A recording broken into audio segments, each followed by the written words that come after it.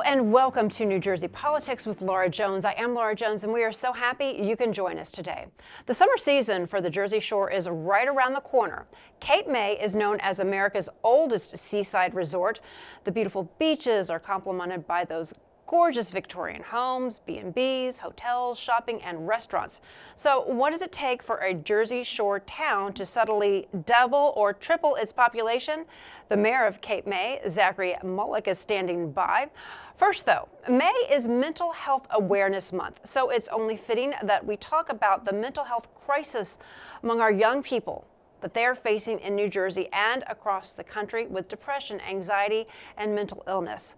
Dr. Tara Chalikani is CEO of Preferred Behavioral Health Group, and she joins us now on New Jersey Politics. Doctor, it's so good to see you today.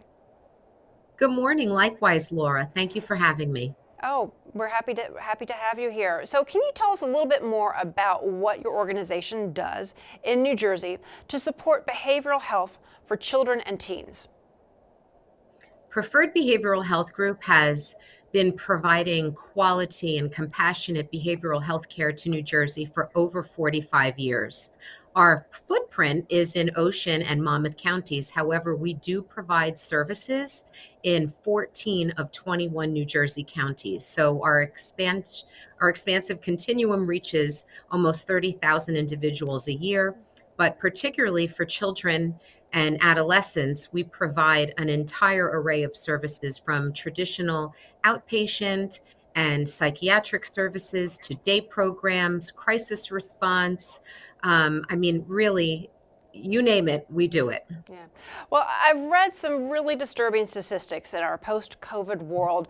In New Jersey alone, 38,000 more young people are facing depression and anxiety now than 6 years ago, according to a recent study. And according to recent CDC data, nearly 3 in 5, which is 57% of U.S. teen girls, say they felt persistently sad or hopeless in 2021. So can you talk a little bit about what you attribute to these disturbing numbers? Sure. And honestly, they're probably even higher than the 2021 statistics. We are seeing an influx in suicidal thoughts, suicide attempts, and even in younger children's. Adolescents, yes, but we're seeing it more so in 8 to 10-year-olds. And we are seeing that the demand for services is extraordinary, and the presentation of the children and their clinical symptoms are very severe. So when you talk about 8 to 10-year-olds, right, that sends shivers down my spine because 8 to 10-year-olds, their minds are not developed to where they, or maybe I'm wrong here, but I from what I understand, their minds don't really understand death the way an adult mind would, about the finality to it. So how in the world do you counsel these 8 to 10-year-olds thinking about, I don't want to be here anymore? One of the things that sets our organization apart from others is that we are trauma informed, which means that all of our staff, from the moment they're hired, are trained in what trauma is, how it impacts the brain, the body, and every aspect of our life, and how it manifests, and how to embrace our clients through that lens. And we know now that what we've all experienced through the pandemic was a traumatic event. The circumstances were unprecedented. Children were completely disconnected from school, from sports, from their social life. We were fearful. We were not hugging our relatives. We didn't have physical contact. We weren't celebrating milestones. And all of these things have affected us as a population. But like you said, the developing brain for sure does not have the capacity to understand what's happening and adapt and cope. Yeah, I mean, I've heard, we all heard post-traumatic stress syndrome, but it almost feels like this isn't post-traumatic because we're still in the middle of still processing and grieving the things that we lost. So it's like a continuing stress disorder. Absolutely. And I'm sure you are no different than myself or anyone that I come in contact with, that our lives now are defined by pre and post COVID. Well, when was the last time I saw you? I don't know. I think it was before COVID. So it's become part of our dialogue on a day-to-day basis. And very often, traumatic events become a critical timeline before or after a death, before or after an illness, before or after a major car accident. And that's what's happened to us as a society. Yeah. So Governor Murphy is implementing a new mental health counseling program in our schools called New Jersey Statewide Student Support Services Network, NJ4S. Preferred Behavioral Health Group was recently selected by the state to provide services for this new program. So can you talk a little bit about how that is going to work and how it's going to be different than traditional current programs that schools may provide via mental health support, or perhaps the lack thereof? Absolutely. So, Preferred Behavioral Health Group was one of only two organizations that were awarded two vicinages, which means we are covering a broad area of New Jersey. We are covering all of Ocean and Monmouth. And what sets this initiative apart is that we are now full steam ahead in the preparation phase, and everyone has a seat at the table. So the preliminary rollout is including dialogue with every single superintendent of every school district, politicians, any service providers. So this is not a competition, this is cooperation. So we will be networking with all providers, for profit, nonprofit, any resource in the community that will benefit a child and their family. We are all coming together, pooling them together, meeting kids where they are, in schools, in houses of worship, in community settings, YMCAs, anywhere where children gather, and we're meeting them where they are and getting them the help that they need in real time without any delays. Because time is of the essence when somebody is having an invasive and intrusive thought, which kind of leads to my next question. How difficult, how easy will it be to access the services? Because there is no doubt going to be a demand, and schools, I have children who have special needs. So sometimes accessing services, they're there, but it is hard to address because there is so much need. So how do you anticipate, or how is that portion of the program, how are you all looking at that and addressing that need? So the NJ4S teams will be comprised of a variety of staff, clinical, non-clinical, prevention specialists. So the idea is that our team will be able to work with the children temporarily until a more permanent referral is made to a provider in the community, so that there won't be any delays and that we are filling the gaps in service. So no youth will be hanging in limbo on a wait list for therapy or any other service. For people watching, do you have advice for parents of children and teens, young people? They're watching and they want to support their children who may be having difficulty with depression, anxiety, or parents don't know what to do, or they're like, snap out of it. Or I don't know where to start to even go to find help because maybe as a parent, I'm overwhelmed. Sure. And you bring up a good point that sometimes snap out of it is dialogue that we hear, because it's almost unfathomable to believe that a child could be so depressed or so anxious. But my advice would be to take it seriously. If your child wakes up with a fever, you don't tell them to snap out of it.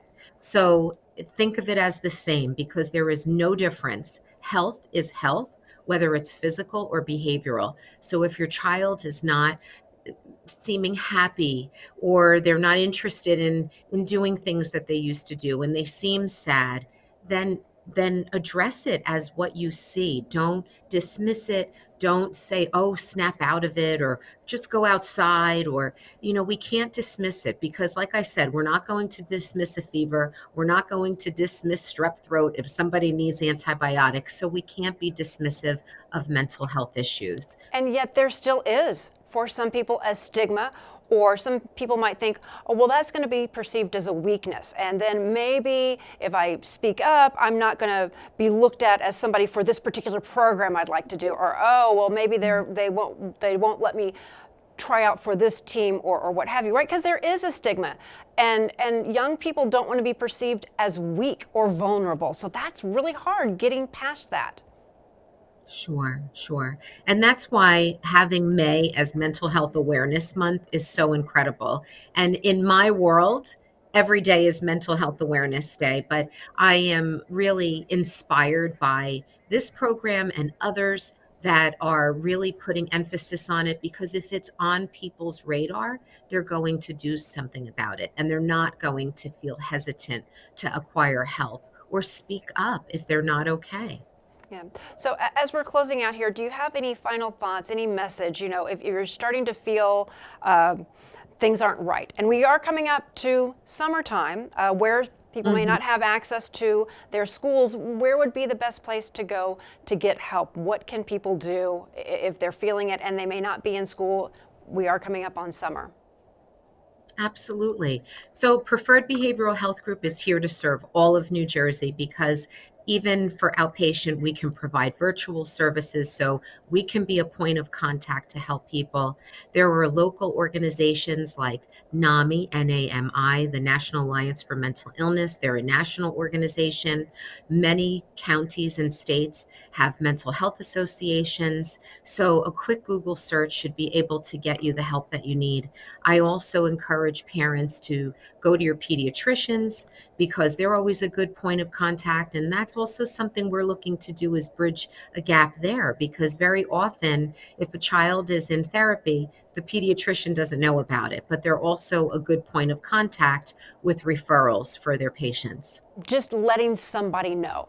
And that can seem overwhelming, but just telling one person and sharing that burden has got to be helpful. And just being open about it creates dialogue that will hopefully point you in the right direction. Yep, and break that stigma talk. Doctor, thank you so much for Absolutely. taking the time to join us. It's good seeing you. It's my pleasure. Thank you. You too.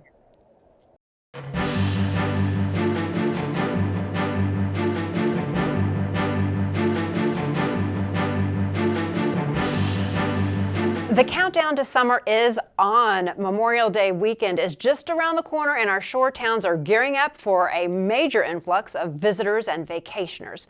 So what is it like to prepare a town for the season down the shore? Let's ask Cape May Mayor Zachary Mullick. Mayor, it's good to see you. Welcome to the show. Thanks for having me. All right, well, summer, my favorite season. So let's talk a little bit about this upcoming season and tell me what it is you love about your town and why people should visit. Well, we have such a wonderful community, and really we've become a year-round community, but obviously the summer is our bread and butter. And just looking outside, you're seeing the trees green, the beautiful weather, and see a lot of the tours going on, all the whale watchers out. And it's kind of a fun part of the season right now, is watching all the business owners readying their shops, their stores, their hotels, the restaurants. Everyone's got a little paint under their fingernails right now as they get ready for the season. Yeah, well, Cape May has become a very popular destination, as you mentioned, at Christmas time, during the winter, but it Right. probably can't match the summer months. So what does it take to transform your town and to prepare for all the visitors? And what, are you out and about? Are you having, coffees with business owners? What all does it take? Because there's a lot going on behind the scenes. Oh, absolutely, and just trying to get everything ready in a short amount of time. One of the difficulties of our season becoming so much longer is we have much less of an off season, so we have less time to prepare for the season. But yeah, I mean, I'm out there meeting with our business owners and our residents constantly. Anything that we can do, especially coming out of COVID. During COVID, we had a lot of different programs with our restaurants and businesses. Some of those programs are staying around. I think outdoor dining and that al fresco feel actually has always been a part of Cape May. So we're really kind of continuing those programs as we move into the season. Yeah, and prices, we know, for everything have gone up. And so how do you expecting that will impact your season? Are you expecting greater demand as maybe people are looking to stay closer to home? I think so, and that's what I think most of our businesses are expecting. So far, this season's already been a smash compared to the last few years. I mean, and the last few years have been really strong for the city. So I think everyone's expecting a really good season. And like you said, with the price of gasoline and travel these days, to be within 3 hours of some of our major cities, Cape May is a good fit for a lot of people. People love going and doing things that they know. So for people who come back to Cape May year after year, can we talk a little bit about the small businesses? How have they done for the pandemic? Or did most of them stick around? What is the outlook for these small businesses? I think the outlook is really strong. I think, the one thing, Cape May has no chain stores. It's all small businesses, and we have over 1,000 mercantile licenses. Cape May is only 2.5 square miles, and we have over 1,000 mercantile licenses. I mean, we have just wonderful businesses. I mean, the one place in Cape May you can go to some of the best restaurants in the country, some of the best little stores, some of the best shopping, some of the best, of course, lodging, and even our arts and culture through our museums and theater companies. We just have a lot to offer. And the one thing that is nice with the small businesses is they have the flexibility, especially during the pandemic.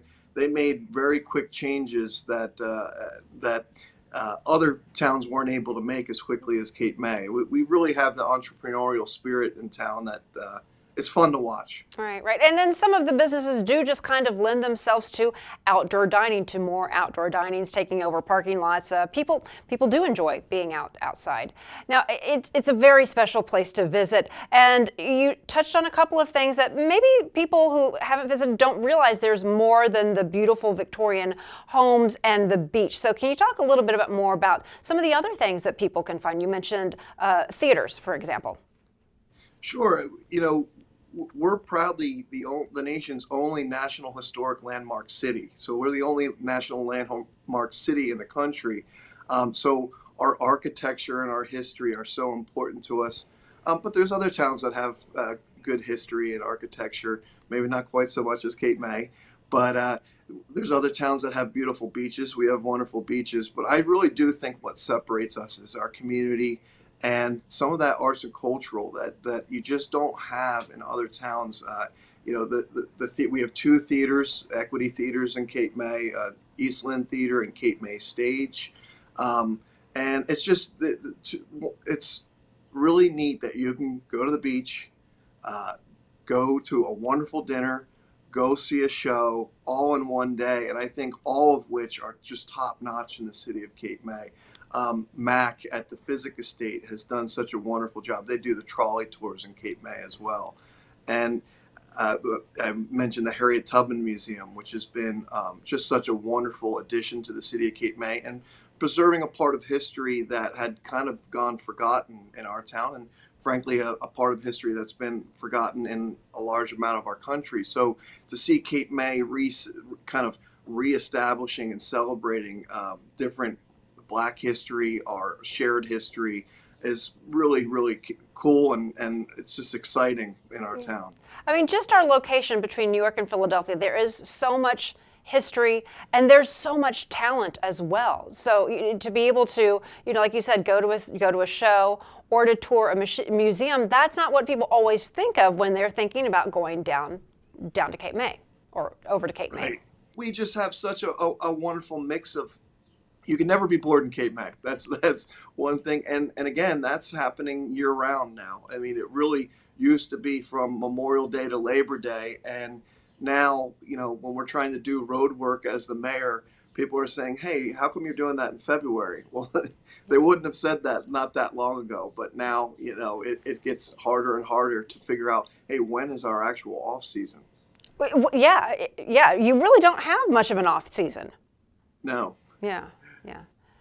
Well, can you talk just a little bit about any special events you may be holding over the summer, any fireworks shows or anything celebrating 4th of July, any certain events?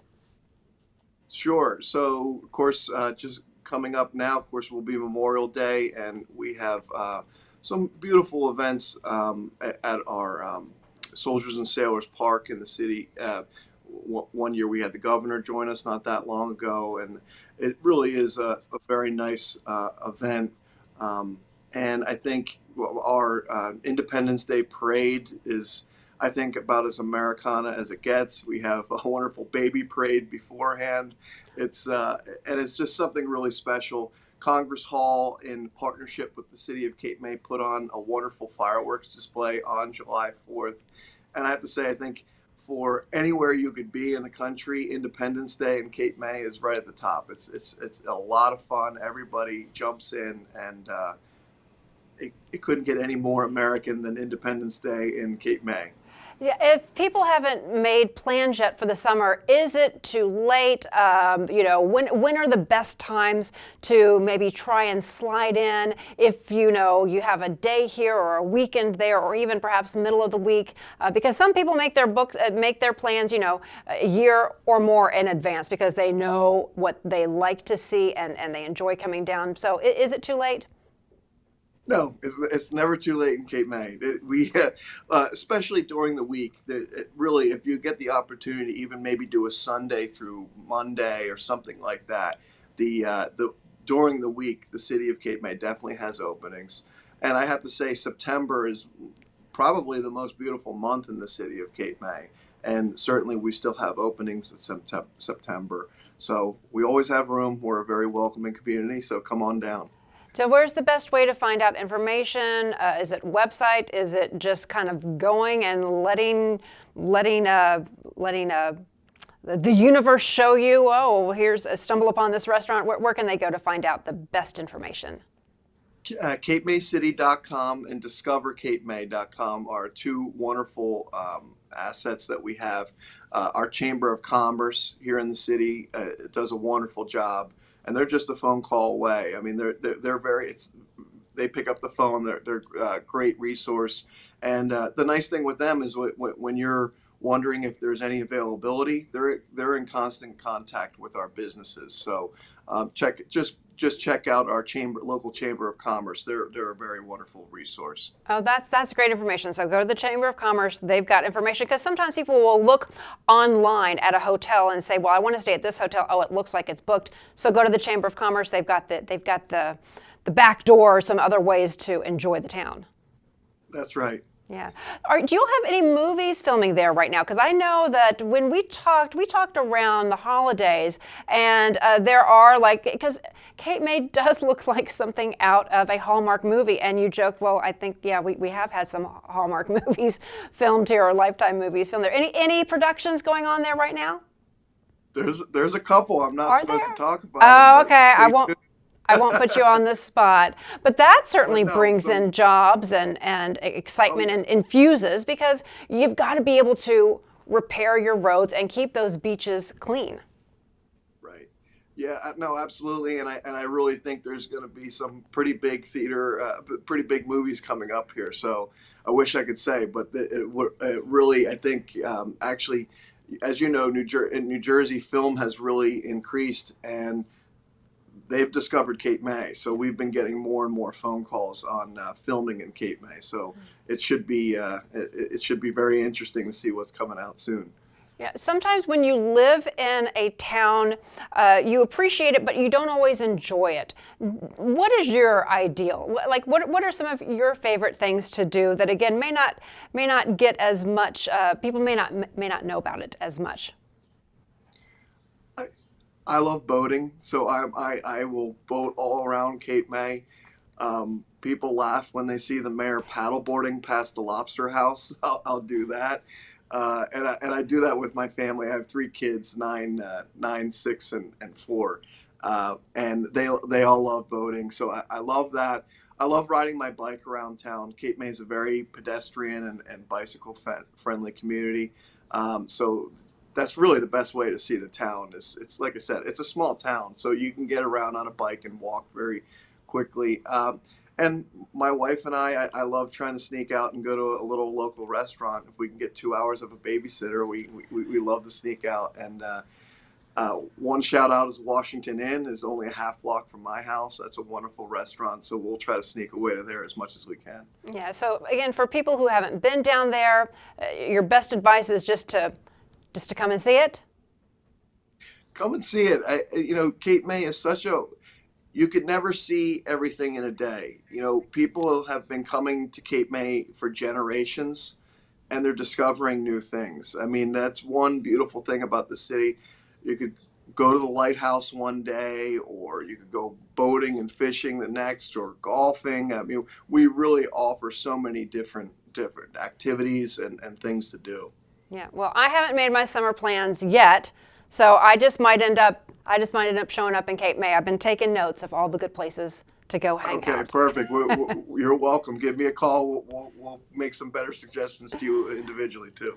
And then before you know it, you're going to be thinking about the winter season, which is another fun season. But everybody I know is looking forward, hopefully, to some beautiful weather this summer and some good weather down the shore. Mayor Zachary Mullick, thank you so much for joining us. Thank you very much for having me. I really appreciate it. Absolutely. And we thank you for joining us on New Jersey Politics with Laura Jones. I am Laura Jones, and we look forward to seeing you back here next time.